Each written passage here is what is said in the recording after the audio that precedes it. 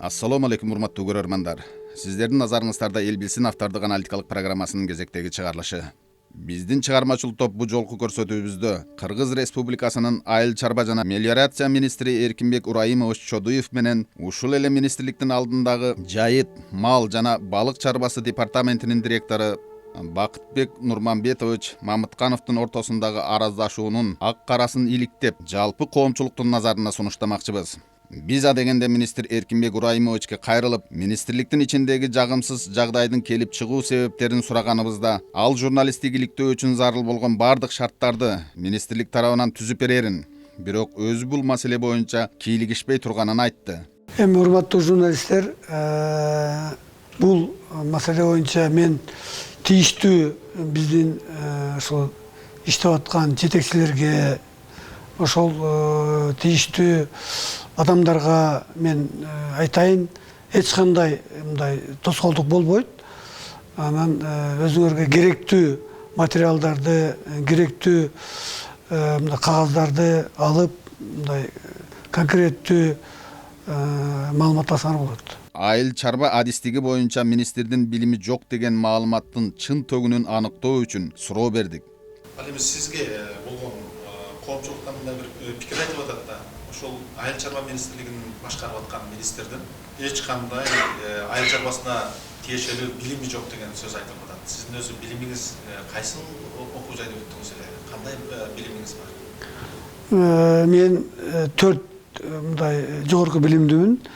Ошол 1987 жылы Фрунзеде политехник институтунун айыл чарба курулушу деген факультетти бүткөм, инженер куруучу катары. Андан кийин финансы жана банковский дело деген факультетти бүтүп, ана финансист болгом. Кийин биз жогорку билимдүү юрист деген мындай специальность алгам. Анын акыры ушул экономика управления народным хозяйством деген ушул биздин Кыргыз агрардык университеттин ушул специальностун окуп, айыл чарбасындагы жогорку билимдүү экономистмин. Айыл чарба жана мелиорация министрлигинин алдындагы жайыт, мал жана балык чарбасы департаментинин түздөн түз куратору, департаменттин ишмердүүлүгүн тескеп турган министрдин орун басары Керималиев Жаныбек Калкановичтин иш бөлмөсүнө кайрылып, төмөнкүдөй маалымат алдык. Бакытбек Нурманбетович менен мен 3 ай иштешип калдым, как куратор катарында. Ишине жаңы келгенде биз негизгиси мурунку жетекчилерди алмаштырып, кан алмаштырып, жаңы жаш муундагы жетекчилер келсин дегенбиз. Ошону менен бирге Бакытбек Нурманбетович учурунда министрликке дагы талапкерликтерин коюптур, ушу мен министрге барам деген. Анан кийин министр башка болуп калгандан кийин бул кишини өзүбүзгө ошол жумушка алалы деп министр өзү сунуш берип жумушка алган да Бакытбек Нурманбетовичти. Бакытбек Нурманбетович келгени бул негизи эң негизгиси айыл чарбасындагы ошол жайыт боюнча асыл тукум, анан кийин балык чарбасын тейлеген департамент болчу. Ошол боюнча ар бир департаменттин өзүнүн жообосу болот, өзүнүн положенияларында, ошондо функционалдык обязанностьтары болот, ошо аткаруу боюнча. Ошолор боюнча иштерди алып барыш керек болчу. 3 ай иштеп, баягы мындай жакшы көрсөтүп, алдыга жылдыруу боюнча сүйлөшүлгөн башында. Мен дагы ар бир жолугушуу сайын ар бир ошо өзүбүздөй ар түрлүү мероприятиялар болордо өзүбүздүн күнүмдүк аппараттык чогулуштарыбызда айтылып жүрдү. Бакытбек Нурманбетович, сиз бизнестен келдиңиз, азыр госслужбаныкы башкачараак, мамлекеттик кызмат. Бүт ошол бизге коюлган тапшырманын негизинде иштейбиз, өзүбүздүн функцияларыбыз менен иштейбиз деп айтып келген. Бирок мындай 3 айдан кийин өзүнүн каалоосу менен арыз жазып жумуштан кетти. Мына арызын менде турат, ошол как раз мына Жанагы дайындарда эле 3 ай мурда эле баарыбызга жаздырып алган, эгер 3 айдын аралыгында жумушун жеткиликтүү аткара албай калсам, анда өз калоом менен жумуштан бошотуп коебуз деп башында эле жаздырып алган болчу деген сөздү айтып. Эми ал мен Бакытбек Нурмамбетович менен чогуу келген жокмун да жумушка. Мен Мурдаттан эле иштеп аткам. Андай арызды жазган эмесмин. Азырда жаз деген күндө да жазпам, анткени мен өзүмдүн калоом керек да. Ал эми Мореке ошол 4 октябрда болуп атат бул окуя. Ошол 4 октябрда бул мен Чүй облустарын кыдырып жүрдүм эле. Кайсы бир Мореке Фрузе атындагы айыл өкмөтүндө болдум эле деп айтып атат ошондо. Мен жумуш ордунда жок болгом, бирок мен аны бүгүн жазган эмес элем да. Качан жаздым? Жок, эми өзүңүз мына көрдүңүз арыздын бүт баары коюлуп турат бул жерде. Эми кыдырып келгенден кийин түштөн кийин келип деле жазып койсо болот да. Ар бир адам баягы жол мындай мен негизи мындай кичине эме болуп атам да. Арыз жазып берип коюп, анан жазган эмесмин дегенге мен түшүнө албайм. Мен анткени өзүм тарабынан айтам. Анан кийин мурунку жолугушууларда да айтылды, орун басарларда жазган мына деп. Андай мага министрдин эч кандай поручениясы да болгон эмес, жазып бер деп сөздү айтылган. Ошондуктан мен ойлойм бул эме мындай жаңылыш. Сиз айтып атпайсызбы, жана эскертип деп бир нече жолу жана кызматтык каттарды жазган, ошол эле департаменттин жетекчиси өзүнүн ошол орун басарына деп атасыз. Ошол Бакытбек Мамытканов жазып атат да, Машаев Раманбектин үстүнө. Бул кандайдыр бир жумушка тоскоолдук болуп атат, мага ушуну алмаштырып берсеңиздер, же болбосо башка адамдын ордуна коюп берсеңиздер деген сунуштар менен кызматтык кат жазып атат сиздерге. Ошол кызматтык каттар барбы негизи? Кызматтык каттар бар. Кызматтык каттын негизинде мага кызматтык кат жазылган. Мен сизге ал кызматтык каттарды да көрсөтө алам да. Аталган департаменттин жетекчиси Бакытбек Мамытканов өзүнүн орун басары болуп иштеген Машаев Раманбектин үстүнөн сөгүш берүү, кызматтан кетирүү боюнча министрдин орун басары Жаныбек Керималиевдин наамына бир нече жолу кызматтык кат жазган деген маалыматтын чын төгүнүн аныктоо максатында ошол каттардын көчүрмөсүн көрсөтүүсүн сурандык. Чындыгында Раманбек Машаевди кызматтан кетирүү боюнча Бакытбек Мамытканов өзү бир нече жолу мындай кызматтык каттарды жазганына күбө болдук. Дагы бир бул канчалык деңгээлде сизге тиешеси деле жок болуш керек. Мынакей Анаркүл Бекбулуеванын маселеси боюнча. Анаркүл Бекбулуева демек көп эле жылдан бери бул тармакта иштеп келет сиздердин министрликте. Ал эми мындай бир албетте бул сурабай коюуга да мүмкүн эмес суроо болуп атат. Сиздер көптөн бери иштешип атсаңыздар, кандай жүрүм туруму, министр менен кандайдыр бир жеке мамилелери бар деген сөздөр ушул. Жок, бул жанагы сары пресса деп коебуз, желтый прессанын жазганы бул мындай жазып чыкпаш керек. Бул негизи бир адамдын аброюна шек келтирип атат да. Ошондуктан бир эмес эки адам негизи эле абройго шек келтирип жазылып атат. Ошондуктан бул мен ойлойм бул жанагы средства массовой информация силерге да тийиштүү болуп калышы мүмкүн, бирок жанагы газета тармагында эмгектенген журналисттерге айтат элем, бул ар бир адамдын мындай эмесин аброюна шек келтирген уят болот. Мына маселен сиз ушул массалык маалымат каражаттарында албетте бизде деле кемчилик бар. Биз жалаң эле мындай бир жок кемчилик сиздер тараптан кетип атат, биз так маалымат берип атабыз деп деле айта албайбыз. Бизде дагы кемчиликтер болушу мүмкүн. Бирок маселе мына. Кечөөн ошол журналисттер ушул жерге келгенде Бакытбек Мамытканов өзүнүн баягы айтып атат дооматтарын. Мамбурекиндей болгон, тегерекиндей болгон, мени мыйзамсыз бошоткон, мындай кылган, тегиндей кылган. Эми ошол учурда бул жерде эми пресс кызматы бар, ошол пресс катчылыгы иштеп атат, ошол эле учурда стат катчылыгы иштеп атат, ошол эле учурда кадрлар бөлүмү иштеп атат. Ошонун баарысын пункт чекити менен көргөзүп, мындай болгон деп көргөзүп берсе болот эле, так маалымат жеткиликсиз болуп калган. Экинчи маселе. Эмне үчүн ошондой сиздерди жалпы министрликте каралап атса, сиздер маселени ошону сотко кайрылып, ушул кетирген кемчиликтери боюнча мындай бир реалдуу сотко кайрылып, ушунга бир чара көрүү маселесин колдонбай атасыздар. Эми колдонулат, бул анткени себеби ар бир жаран, ар бир министерство болобу, же болбосо ведомство болобу өзүнө мындай туура эмес сөздөр айтылып атса, мындай өзүнүн абийирин сактаганга сотко кайрылса болот. Ошондой болот деп ойлойм. Анткени себеби бул жерде жалган сөздөр, жалган жалалар айтылып атканда, биздин пресс-службабыз, биздин юристтерибиз аны сөзсүз колдонот. Машаев Романбектин ээлеген кызматынан эмгек кодексинин беренелеринин негизинде бошотулгандыгынын мыйзамдуулугун аныктоо үчүн министрликтин стат катчысы Ташполотов Максатбек Ташполотовичтин иш бөлмөсүнө кирип, бир нече суроолор менен кайрылып, төмөнкүдөй жооп алдык. Берилген тапшырмалардын аткарылышы боюнча ошол департамент башчысы Мамытканов тарабынан, андан тышкары министрдин орун басары Керималиев тарабынан ошол Машаевдин ишти жакшы аткара албай жаткандыгы боюнча, толук аткарылбай жаткандыгы боюнча бир канча жолу кызматтык каттар министрдин атына жазылган.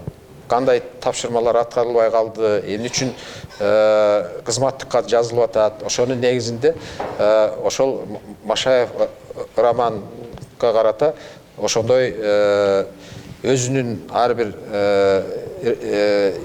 мыйзамга ылайык тартиптик жазалардын негизинде акырында жумуш кызмат ордунан бошотууга туура келген.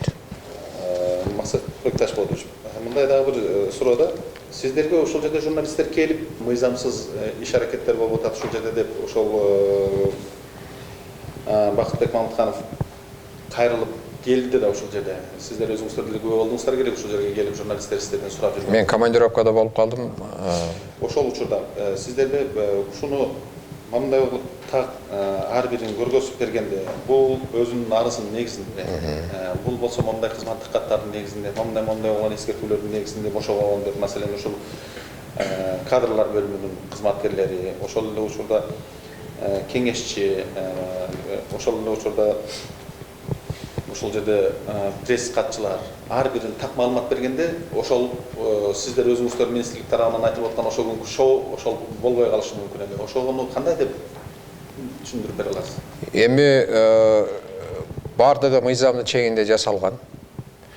Анан эми азыркы мезгилде мыйзамдын чегинде жасалган нерселерге дагы мыйзамсыз иш аракеттер кээде болуп калат.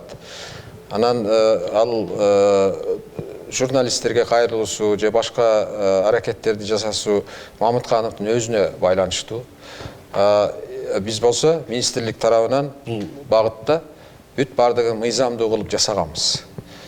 Мыйзамдын чегинде бүт иш чаралар жүргүзүлгөн. Мунореке Анаркүл Беккулуеванын чет мамлекетке болгон иш сапарында ошол министрдин орун басары рангасында деп берилген кат кандай шартта деп ойлойсуз? Өзүңүздүн жеке Бул туура эмес берилген биринчи эле айтып кое турган нерсе бул Беккулиева деген бул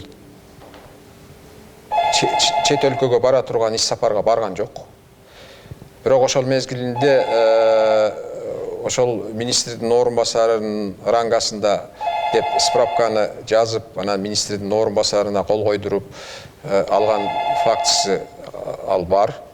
Ал боюнча бүт маалымат каражаттарында да башка жерлерде дагы айтылды. Бирок ошол эле мезгилде бул маселелерге азыркы мезгилге чейин биз укук коргоо органдарына чейин кайрылып атабыз. Эмне үчүн жасалма болуп калды, башка болуп калды деп ушу укук коргоо органдарынан укуктук баалар берилгенден кийин бул боюнча бир жыйынтыкты айтсак болот. Жайыт мал жана балык чарбасы департаментинин аквакультура бөлүмүнүн башчысы Ниязов Эдил Бейшекеевич мурдагы жетекчиси Бакытбек Мамыткановго кыскача мүнөздөмө берип өттү. Аппараттык сообщениеде Сусамыр өрөнүндөгү жанагы караган алтыгына деген бизде бир ото чөп бар. Чөп деле эмес эми мындай. жайыт жарасы деп айтылат. Жайыт жарасы деп айтылат. Ошол боюнча өкмөттө көп көтөрүлүп атат. Кийинки күндөр көп көтөрүлүп жүрөт. Анан бул маселени кандай чечсе болот? Муну кантип биз жоготобуз?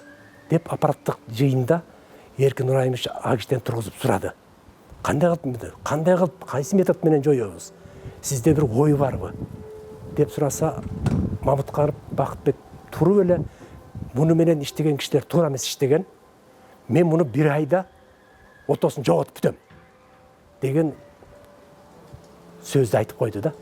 Біз барыбыз таң қалып бірізді қарап қалдық. Bir ayda қантып бүтет бұл. Біз жылдап бүтір албаған жұмысты қантып бүтіреді.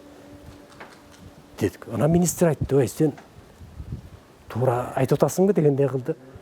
Тура айтып отам, мен жоғатам деді. Жақсы екен. Анда жоғатыңыз. Андан кейін 3 ай өтті. 3 айда жоғатқан тұрмақ қарағанағыз бойынша еш атқарылмады да. Қарағана алтығына бойынша өзіңіздер білесіздер, Сусамырда жылдан жылға өсіп басып барады да. Анан эми ушул азыркы мен айткан департамент ушул Карагана менен иштей турган биздин айыл чарба министрлигиндеги негизги бөлүмчөбүз да, негизги бөлүмчөбүз. Анан ушул иш аткарылбай калды. Мына ушул жерден башталды деп ойлойм да мен өзүмдүн ички сезимимде. Андан кийинки аппараттык чогулуштарда мына биз катышып отурдук. А киши кээ бир маселелер келгенде министр койгон суроолорго түз жооп бербей, качып, же болсо жоопту так бере албай. Көчө кайда жүрдүң? Мен сурадым, сиз таппай калдым десе, биякта болдум. Ой, суранып кетпейсиңби десе, айта албай калдым. Аппараттык сообщение болуп атса, телефону шыңгырап иштетет. Мына биз өзү күбө болдук. Министр замечание кылып атты. Ой, телефонуңузду биякта аппараттык сообщение өчүрүп коюңуз. Десе, вот, биякта бир крутой кишилер чалып атпайбы деп, ушундай сөздөрдү айтат да. Анан эми өздөрү мен билгенден ушуну аралашкандан, мен ушуларды билемин. Ушуларды өз кулагым менен жанында туруп уктум, көрдүм. Ушул себептер менче түрткү болдубу деп ойлойм да. Тараптардын пикирин угуу максатында Бакытбек Мамытканов менен жолугушуп сөзүн уктук. Эмнеден улам мындай келишпестик болуп калды? Бизде ортодо келишпестик деле болгон жок. Биз бири-бирибизге мындай жаман жакшы деле айтышкан жокпуз. Болгону ушул мен учурунда гана түшүнбөй калгандыгым болуп эсептелсе, биз мен деген бул Эркинбек Урайымович эме берип представление берип анан жумушка баргам да. Анан мен башында мага баягы катуу сүйлөп, кыйкырып, собрание болгон сайын ушундай эмелерди көтөрүп тургандан мен болгону башында ойлодум да, баягы орусда макал бар эмеспи? Бей своих, чтоб чужие боялись. Өзү менен келгенде деле ушунча тилде иткен калганыбыз мындай тынч иштейли же жакшы иштейли деген мындай көрсөткүч катары эметип атабы, тилдеп атабы мени депчи. Мен көңүл деле бурган эмесмин, ага капа деле болгон эмесмин. Анан жүрүп эле ортодон ушу эме болуп калды. Водителим бир күнү келип айтты, шеф, тиги жак келип учурашып мындай келип турсун деген сыяктуу кеп айтты да. Эми ал деген конкретно айтканда мен барып бирдеке берип турушум керек экен да. Бул ай сайын эле болчу нерсе экен да. Мага чейин деле болгон экен, бул креслога деп акча чогултушат экен. Анан да баланчага да түкүнчөгө деп ушундай учурлар көп экен да негизичи. Анан мен эми аны жакшы түшүнгөн жокмун, түшүнгүм да келген жок да. Мен ал жеке деген элдин, мамлекеттин мындай благосостояниясын көтөрөм деп баргам да. Анан мен лично бир кишинин благосостояниясын көтөрөм деп аракетте кылбайм да. И болгону айткам. Вообще ойлонбосун, мен андай нерсени бербейм дагы, эч кимден албайм дагы. Ошондо получается мен элден чогултуп анан тигил жака берип турушум керек экен да, бул системасы боюнча. Болгону ошол сөз. Аны деле мен өзүнө лично айткан жокмун, мен водительге айтып койдум, ал дальше барып тигин водителин айтты, скорее всего. Сиздин айдоочуңуз күндө жанагындай келип жолугуп кетсин деген сөздү бекемдеп бере алабы? Эми аны коркутуп эле коюшпаса, биринчи күнү укканда ал мага таң калып эле айтты да, мен тастыктап бере алам деди. Мен ага айттым, сен иштен кетирип берет, азыр бул чындыкты айтып койсоңуз, мен коркпойм андан, мен айтып берем деген. Это было биринчи күнү. Ким деген жигит ал? Мен билем ал кайсы жигитке. Менде 3-4 водитель бар өзү.